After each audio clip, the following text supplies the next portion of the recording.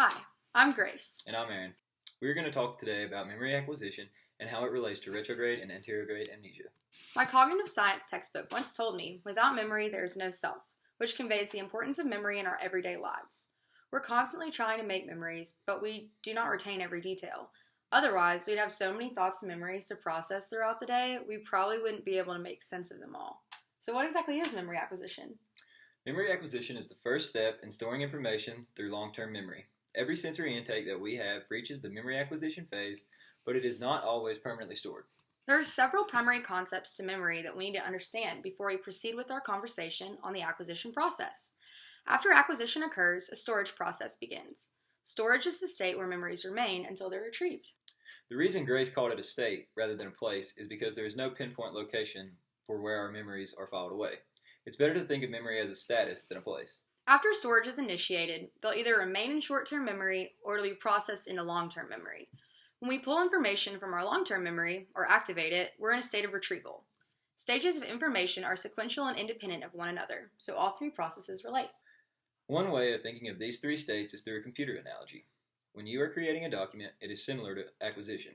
Your document is obtaining knowledge, then, when that is finished, you store a file on the computer, just as your memory stores information. When you go to open the file again, you're retrieving the file's contents just like your memory does. Let's take a look at Atkinson and Shiffrin's modal model of memory as a visual aid to help our viewers better understand how memory acquisition influences storage and retrieval patterns.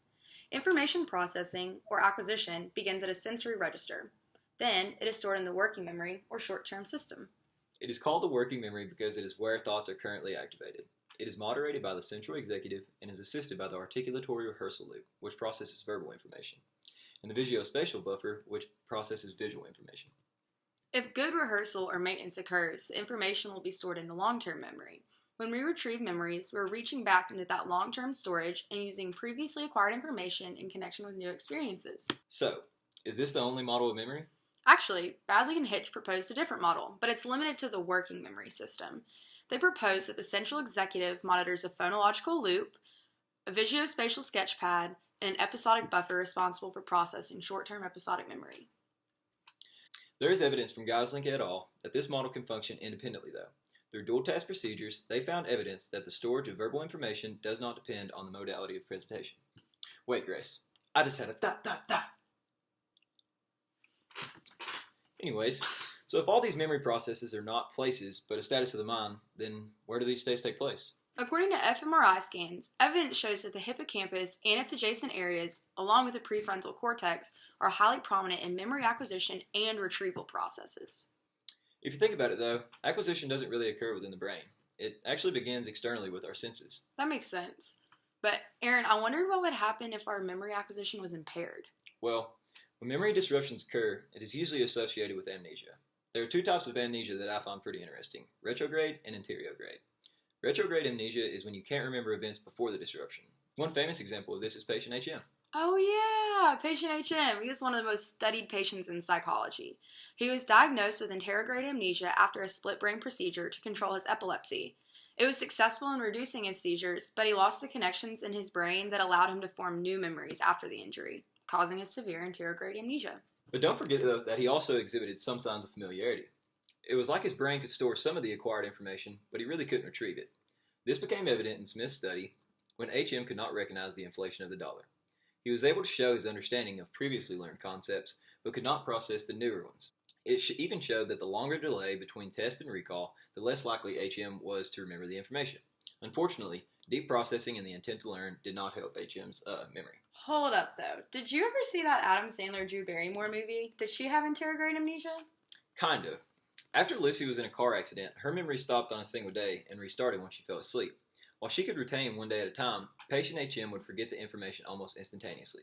Lucky for Adam Sandler, though, he got to take Drew Barrymore on 50 dates. Lucky she beat the crap out of him the next morning. Do you know anything about retrograde amnesia, though? Yeah, well, according to a study on patient ML and his retrograde amnesia, he was unable to recall anything before his brain injury.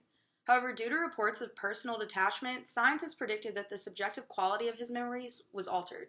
It was determined that some autobiographical memory functioning occurs in the left medial prefrontal cortex.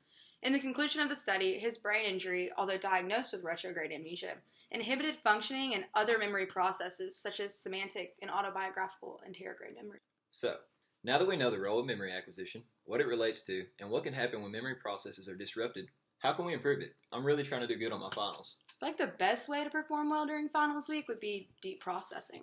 I think that deep processing will occur when I connect some of the knowledge that I'm studying to stuff that I already know. Oh yeah, you could ask yourself, how does this relate to a general theme? That's definitely going to help make connections. So then when you're acquiring and storing information, you're more likely to retrieve it efficiently and accurately. One time, a teacher told me to rephrase her PowerPoint lecture to better grasp the meaning of the acquired material. It allowed me to really think about it myself.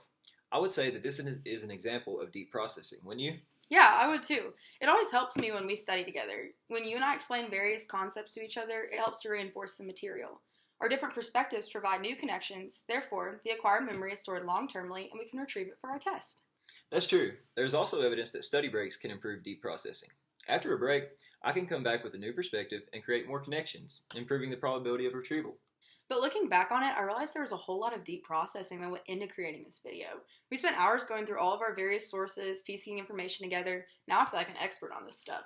Yeah, it was a lot of information, but I bet it'll help us on our final now. Oh, definitely. We hope this video has been informative about memory acquisition and especially on strategies to improve your memory processes. Deuce.